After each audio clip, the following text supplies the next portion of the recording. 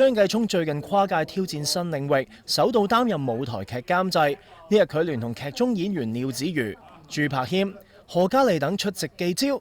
老闆古天樂雖然未有現身，但佢都有預先拍片鼓勵大家。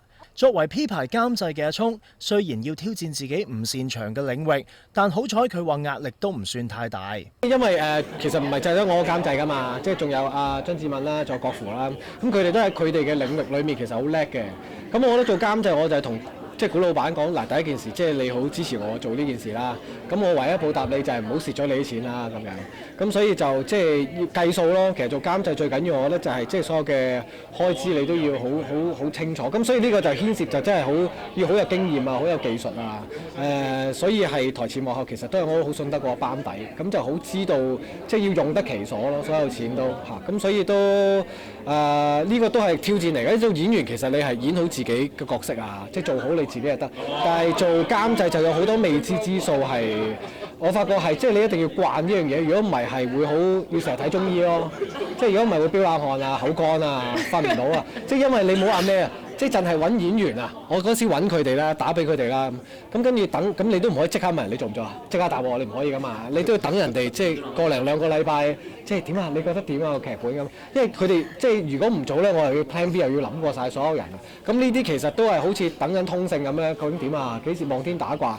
咁呢啲就要習慣咯。咁但係我覺得都好開心，就係因為有成個團隊，好多兄弟姊妹一齊去努力咯。咁我覺得就翻做演員，其實都係一個好處，就係你會識得更加 appreciate 其實身邊好多人去成就一件事咯。問到阿聰呢次點解唔揾太太謝安琪參演，佢就話太太有另一個更重要嘅崗位要做噃。因為佢就負責幫我分心，即係如果佢每日喺屋企翻到好靚咁咧，我就話好靚啊好靚啊，個老婆好正，咁就唔諗工作嗰啲嘢咯，係咪加埋個女去玩啊，咁即係我就飾演翻即係分軍嘅角色咁樣，就唔好諗嗰啲做嘢嗰啲嘢，就即係享樂啦，係啊陪老婆。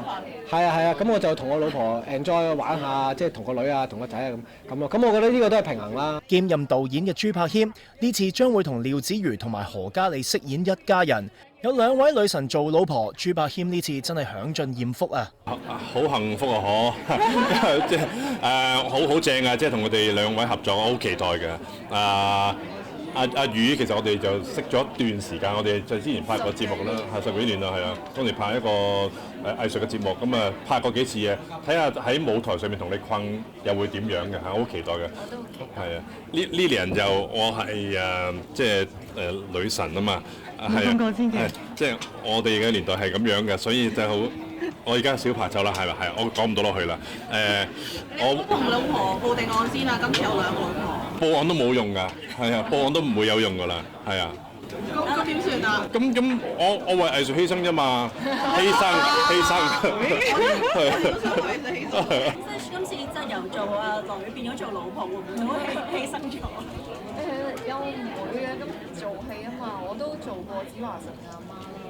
咁每一次我都好期待大家再一次見面嘅時候，又會係一個點樣嘅關係咧？可能下次佢又做我個仔咧。好啊，我都想試下，我想試下。或者做我個孫啊，即係我覺得做戲好玩就在每一次一個新嘅組合，又好似重新投胎咁。每一個組合大家唔同嘅關係，但係總括嚟講係好有緣分咯。